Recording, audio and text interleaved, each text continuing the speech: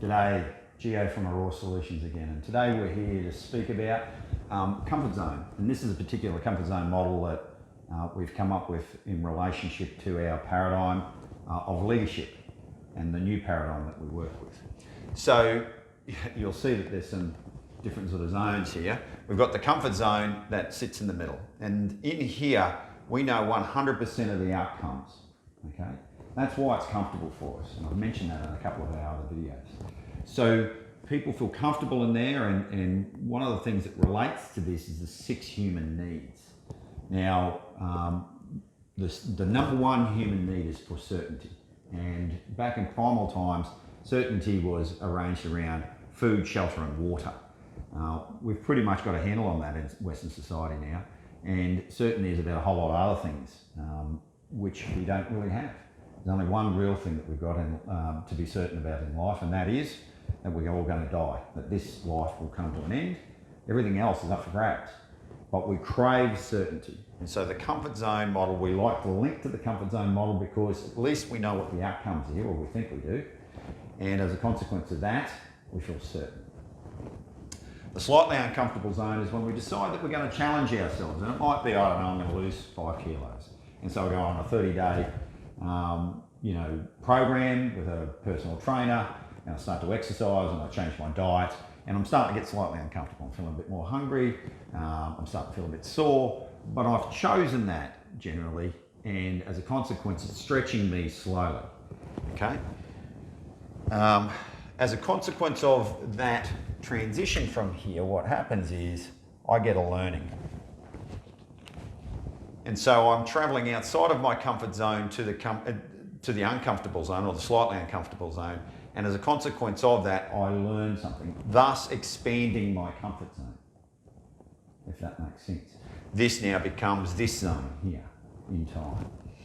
And so I get this learning, but the learning is literally in relationship to the depth or the distance from my comfort zone that I travel.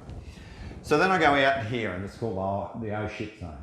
And we may have chosen this a few years ago. In context, I chose to lead a rite of passage program for my son and a number of other boys that I was coaching rugby. And it was a father and son trip to Kokoda in Papua New Guinea. So it was 9 days on the track. The hike through the Kokoda track is ranked in the top 10 of the hardest hikes on the planet. And here we were taking 13 and 14-year-olds out into the wilds of Papua New Guinea with men in their middle ages looking to physically and mentally get through that. And so I was in the oh shit zone. And I remember, in fact, I transcended from here to here at one stage just the night before I went out there thinking, geez, I don't know if I'm going to be good enough to do this and lead it. I was worried about whether I was physically good enough to get through the program. So I'd definitely chosen this oh shit zone, but it was a long stretch for me. But as a consequence of that, what I got was a much larger learning. And it stretched me, and so much so that when I went and did it the second time, which was the next year, I was far more comfortable. I knew I could do it. I had none of the anxiety that sat in and around it. And the second trek was far more enjoyable for me because I actually got to integrate with the culture of our porters, and I wasn't so concerned and concentrating on the journey and where I was putting each foot and all the rest of it. So my comfort zone had literally stretched out to the other reaches of that oh shit zone. And then we got the oh fire truck zone, right? And the oh fire truck zone is, when something happens in our society in moments in time. So, I guarantee you, people that lived through the First World War in Europe, the Second World War in Europe, the Depression right across the globe, COVID-19 has thrown us all into this zone, yeah? Because remembering that we crave certainty, these are very uncertain times when we're in it. And so we don't know what the outcome is going to be. And so there is a context and a feeling of fear that generates from this. But what's beautiful about this is if you step back and you take a much broader look at this, we start to look at these moments, and great learning, great awareness comes from them. And so we've got a shift across humanity at the moment. And what I'd relate that to is that there'll be times in your life where you might have lost a job and you thought at the time, oh my God, how am I going to survive this? I've got to pay the bills, I've got to feed the family, I've got to do all of those sorts of things. And you're right out here in that zone.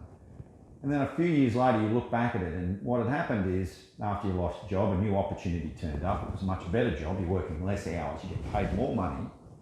And you look back and you think, losing that job was one of the best things that ever happened to me. And in fact, often when we learn more from our mistakes or our bad times, our traumas, than what we ever do in the good times. There's so much more learning involved in it. And so as a consequence of that, we transcend out here, and that learning is massive. And so the further out we go, now, by the way, very difficult to stay out here on a prolonged period. Very stressful, very difficult, unless you've conditioned yourself to understand how to be out there. So generally speaking, we spend our time in these two zones, okay? Understanding that, and then also understanding the 3 stages of a paradigm shift will give you some confidence that this is about learning and less about the uncomfortable feeling. So sit in the uncomfortable feeling. We'll take you and guide you through these zones here. I doubt very much that I'm going to take you out to any of this zone out here, but we're going to take you into here, and from that perspective, you're going to get some grand learnings from this program. Thanks very much for listening. I look forward to seeing you on another video.